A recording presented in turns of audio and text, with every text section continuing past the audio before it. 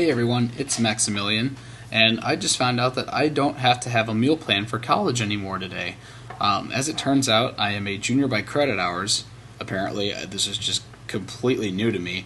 So, as it turns out, if you're not an upperclassman at my school, you have to have a meal plan. However, since I've attained junior status, even though this is my second year, I don't need to have a meal plan anymore, which means I get to save about a couple $100 a semester, which is very nice. I love saving money. I'm pretty sure everybody does. But I was practically excited, or specifically excited about that. I got through the rest of my classes today, so now I basically have an idea of what each of my classes are going to be like here at college. So far, I love the fact that I am waking up at 10:30 on Monday, Wednesdays, and Fridays, and 9 o'clock on Tuesdays and Thursdays. It's very, very manageable. Much more manageable than waking up at 8 a.m. like I did every day last semester. Actually, no, it was more like 7:30. And then I had to walk about a mile across campus to get to my first class, and it was absolutely terrible.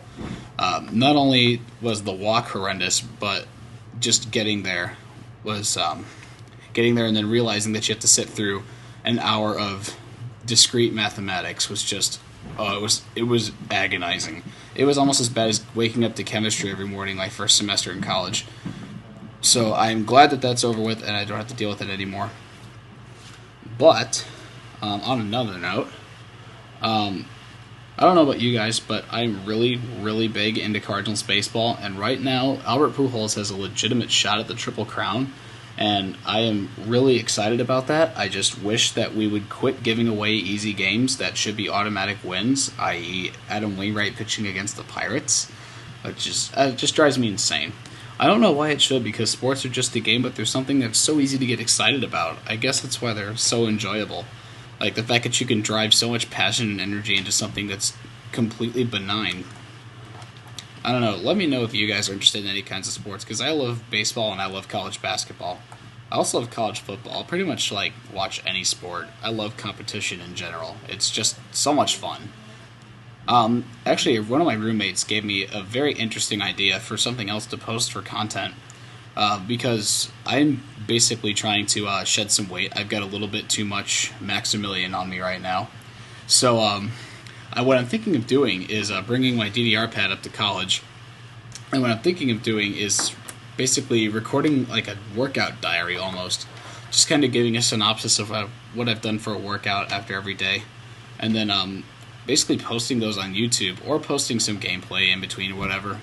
But at the end, I'd like to do kind of like a time-lapse kind of thing where I take a photo of myself at the end of every workout, or at the start of every day after a workout, or something like that, and then see how my figure progresses throughout that. Of course, this would kind of involve seeing me with the shirt off, so I'm not sure if you guys would be up for that. But let me know. I promise it's not absolutely revolting, but I know some people think that's kind of awkward, so I'll leave that up to you guys. I'll post it maybe as a private video or something, just something for myself to see, because I think that'd be an interesting thing to keep track of and look back on once you realize that you've actually accomplished something. Because I remember actually about a year ago, I did P90X for a while, and I remember taking pictures of myself at 30-day intervals and realizing just basically how much my body's changed over that time. Because when you're doing it, you don't realize basically how hard you're working yourself and how much your body is changing. But when you compare the two pictures that are just 30 days apart, the changes are drastic. It's incredible. So I thought that'd be kind of fun to do it on a day-by-day basis. So it's a very gradual change. I am still working on tweaking the quality of this video, so I'm still sorry it's not quite up to par yet. I really miss KGB looking back on it, because it would just record so smoothly. I would not have to worry about any of this stupid frame skipping crap, but I have to deal with it because it won't read my save file. I'm sorry. I'm going to be tinkering with a few more things, but as far as I can tell, it's getting better. So at least let me know what you think about that. And maybe if you guys have any suggestions for this kind of thing, let me know. I'm not sure if any of you guys have used Screenium before, but I think I'm going to try messing with the amount of frames that it captures per second, because I think that's where we're getting off here. There's an inconsistency between the amount of frames that I'm capturing and the amount of frames that are being displayed. That's why it gets really, really choppy at some points like that. I'm not entirely sure. But we are actually going to get through the entire casino today. I spent this time not goofing off and actually doing something productive, so yay me. Oh, and by the way, I have a Clefable now. I decided that it would be kind of fun to just yank that thing out of the box, evolve it, and see what we can do with it. Because I'm pretty sure I can teach it Fly, and if I can't, then I'll just use Pidgeotto. But I remember somebody telling me that Clefable's just ridiculous, and they were right. Clefable's ridiculous. So I figured I'd give them a shot and have some fun with them, because just letting a perfectly good Pokemon sit there is such a waste. It's so depressing. Especially when it's a Pokemon that's that hard to come by and that hard to catch. So we're going to make use of it. And next episode, I plan on beating Erica.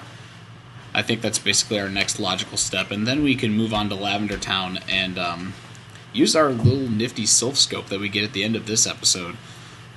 You can actually get past the Lavender Tower without a Sylph Scope. You just use a Pokédoll in the fight with the Marowak Ghost, and you can just literally slip right by it.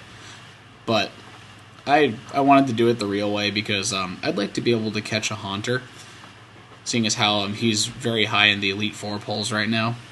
So just another thing about that, be ready to vote next episode, because we're definitely going to have an Elite Four poll since it's a gym leader. So start thinking about your picks, even though I'm sure most of you are hard set on a few things right now.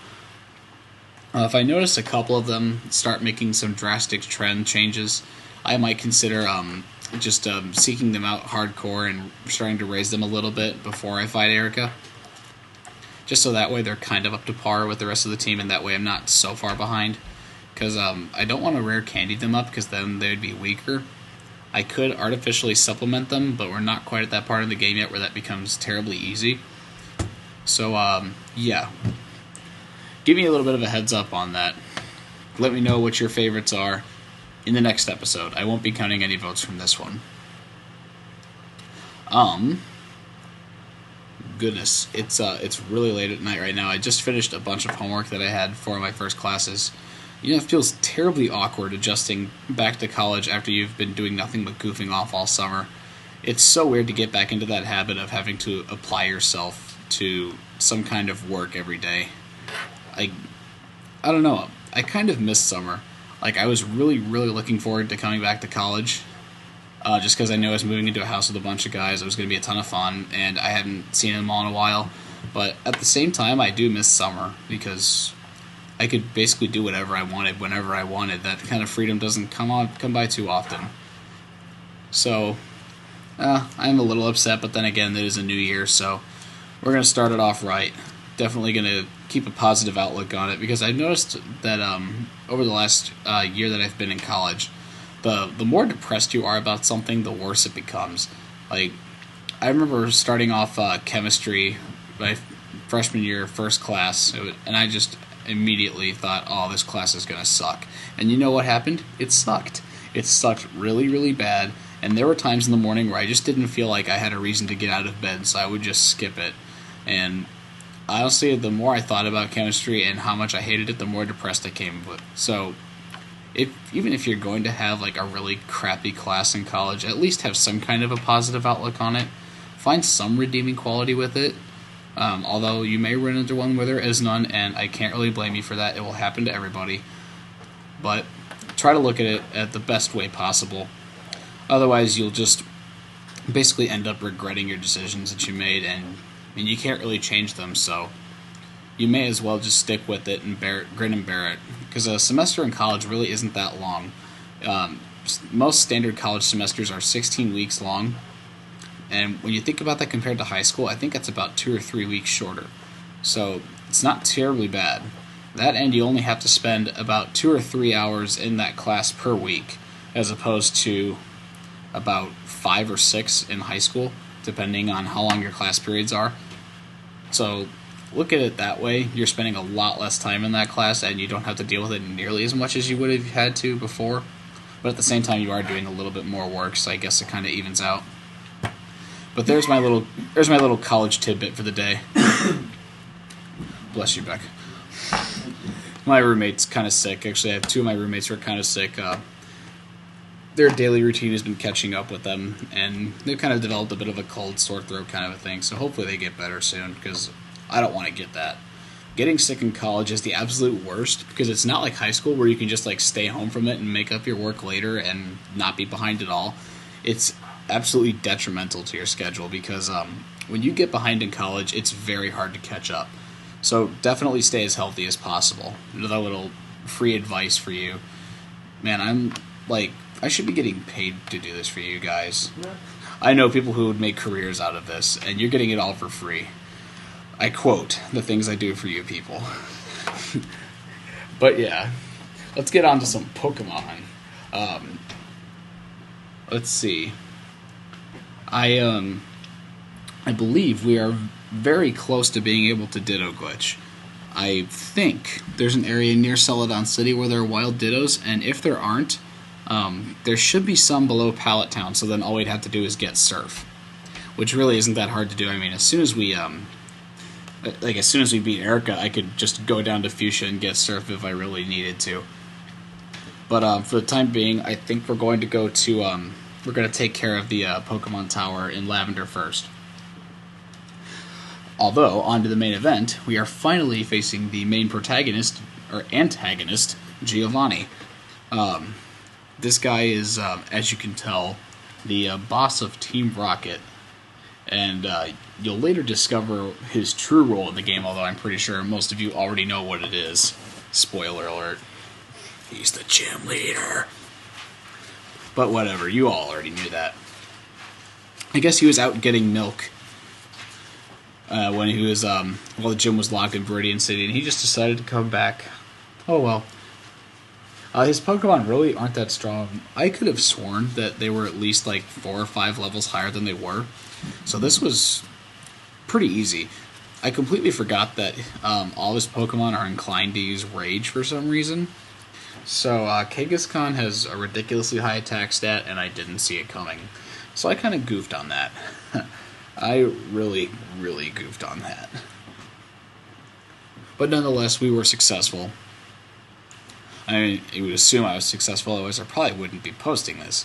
I mean, come on, am I going to post myself failing at this game? Of course not. It did take a little while, but nonetheless we managed to accomplish it. Poor Charmeleon, he's been getting no love lately. And he just got his keister handed to him right here by Kangaskhan. Like, gosh, that's so much frame skip. It reminds me of this movie I tried to watch last night. I rented a movie, and me and my roommates were going to watch it, but it was just skipping literally 5 minutes at a time because it was so scratched up that we just decided to like stop watching it about 30 minutes into it and return it because it was so bad.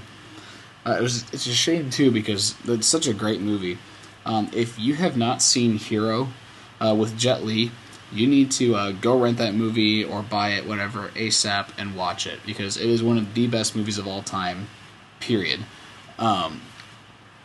Quentin Tarantino is listed as the presenter, although I don't think he actually had anything to do with it. Nonetheless, it is still very good, even though he didn't really contribute to it in any way, realistically. Actually, it's one of Rotten Tomatoes' highest rated movies. I think they gave it a 95%. And to give you an idea, not a single Lord of the Rings movie eclipsed that rating on Rotten Tomatoes. Except for maybe Two Towers when it was in its prime. It might still be there, I'm not sure. But it is a very high rated movie. It is very, very good. It is all in Chinese, so you will have to do a little bit of reading, but trust me, it's worth it. Very good movie. Let's see. I've seen a lot of good movies recently. I don't know. What is your guys' favorite movie? Leave that in the comments. That's a good thing to comment on in this video. Seeing as how we're not doing the Pokemon poll quite yet, go ahead and throw that in there. What's your favorite movie of all time? If I had to pick one and only one movie, because I have like a list of 10 or 20 movies that I would recommend to anybody at any time, because I love movies, my favorite would probably be Schindler's List. It is a very, very brutally real movie. It's not exactly one that you'd watch for entertainment, but it's one that everybody should at least watch once in their lifetime. Alright, that's it for this episode. I will see you guys later. Princess Bride.